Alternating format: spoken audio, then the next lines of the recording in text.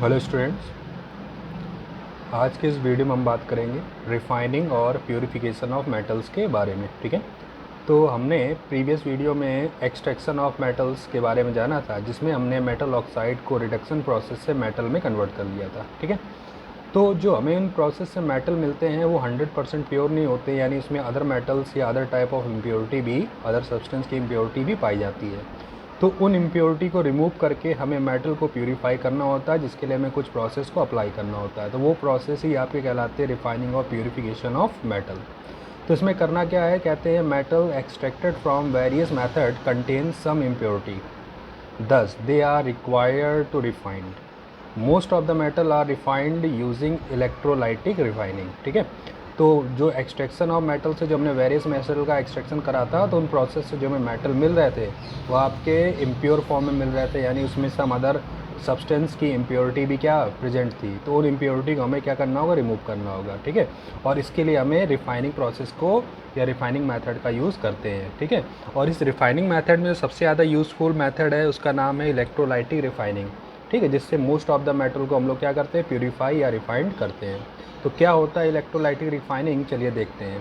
कहते हैं in the process of electrolytic refining, a lump of impure metal and a thin strip of pure metal are dipped in the salt solution of the metal to be refined। ठीक है, तो इस process में क्या करते हैं, हम लोग दो मेटल रॉड का यूज़ करते हैं। एक इम्प्योर मेटल रॉड होती है जिसको हम लोग लंप बोल रहे हैं, यानी एक पिंड के समान एक रॉड होती है, मोटी सी रॉड होती है जो कि इम्प्योर मेटल की बनी होती है।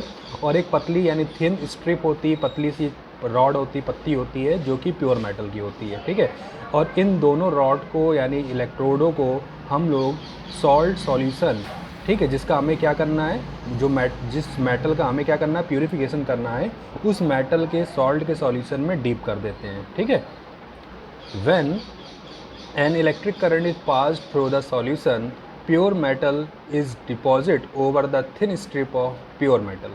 ठीक है, from a lump of impure metal.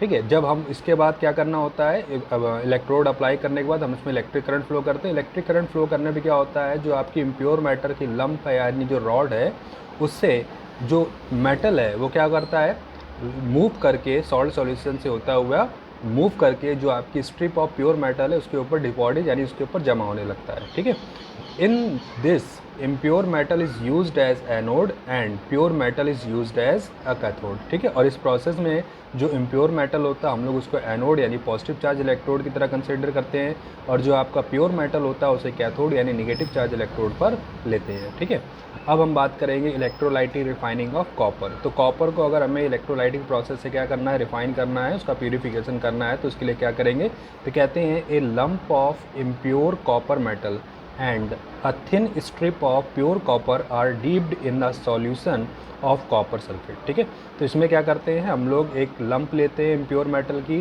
Copper के इम्प्योर मेटल की, और एक थिन स्ट्रिप लेते हैं कॉपर के प्योर मेटल की, यानी उस मेटल को लेते हैं जो इम्प्योर फॉर्म में हमने एक्सट्रैक्ट करा था, साथ ही एक स्ट्रिप लेते हैं किसकी, प्योर कॉपर मेटल की, और उसे हम लोग क्या करते हैं, कॉपर के सॉल्ट के सॉल्यूशन यानी कॉपर सल्फेट के सॉल्यूशन में डीप कर देते हैं। इसके बाद क्या करना है, impure lump of metal is connected with the positive pole यानी anode and thin strip of pure metal is connected with the negative pole यानी कैथोड। ठीक है, इसके बाद हम लोग क्या करते हैं, जो इम्प्योर मेटल की स्ट्रिप होती है हम उसे एनोड यानी कि पॉजिटिव इलेक्ट्रोड से कनेक्ट कर देते हैं, और जो इम्प्योर मेटल जो होता है हमारा कॉपर, उसको हम लोग क्या करते हैं, नेगेटिव पोल यानी कैथोड से कनेक्ट करते हैं।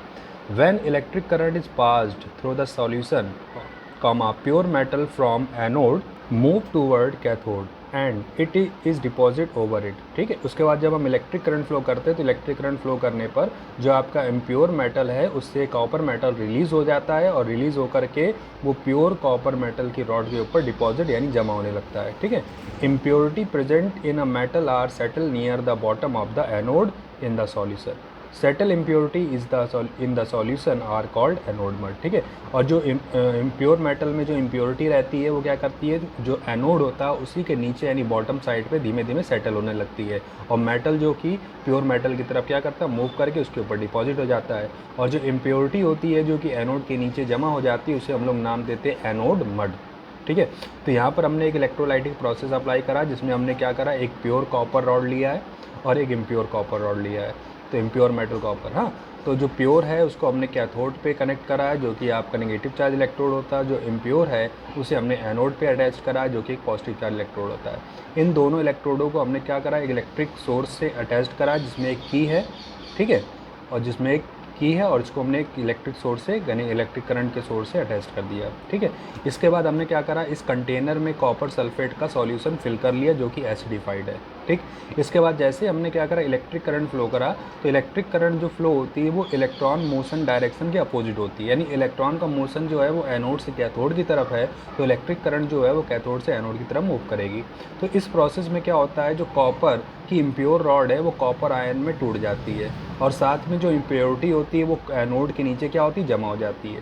तो जो कॉपर है जो कि मेटल है, तो मेटल है तो क्या करेगा, वो नेगेटिव इलेक्ट्रोड की ओर मूव करेगा और जो नेगेटिव इलेक्ट्रोड है वो किसकी बनी हुई है, प्योर कॉपर मेटल की। तो ये जा करके उस नेगेटिव इलेक्ट्रोड के ऊपर डिपॉजिट हो जाता है, यानी इसकी कॉपर रॉड पे डिपॉजिट हो जाता है, जिससे कि कॉपर रॉड का जो वेट है वो क्या होता है, बढ़ने लगता है। और जो इस एनोड होता है उसमें जो इम्प्योरिटी होती है वो उसके नीचे सेटल डाउन होती है और साथ ही इसका जो वेट होता है वो धीमे धीमे क्या होता है, कम होने लगता है, ठीक है। तो इस तरह से जो इम्प्योरिटी होती है वो उसके नीचे सेटल डाउन हो जाती है और जो प्योर कॉपर मेटल होता है वो जा करके उसके ऊपर डिपॉजिट हो जाता है। जिस तरह से हम क्या करते हैं, इसको प्योरीफाई करते हैं। तो यहाँ पर इस रिएक्शन के थ्रू दिखाया गया है, जो कॉपर है यानी जो इम्प्योर कॉपर मेटल है वो Cu उसने क्या करा, कॉपर आयन में कन्वर्ट हुआ और साथ में इलेक्ट्रॉन का लॉस करा, ठीक है। यानी ये प्रोसेस कहाँ पर हो रहा है, एनोड पे हो रहा है। उसी तरह से जो कॉपर आयन है वो किधर की ओर मूव कर रहे हैं, कैथोड की तरफ। और जब कैथोड की तरफ मूव करते हैं तो इलेक्ट्रॉन को एक्सेप्ट कर लेते हैं और इलेक्ट्रॉन को एक्सेप्ट करके कॉपर मेटल में कन्वर्ट हो जाते हैं और इसके ऊपर जमा होने लगते हैं, यानी डिपॉजिट होने लगते हैं।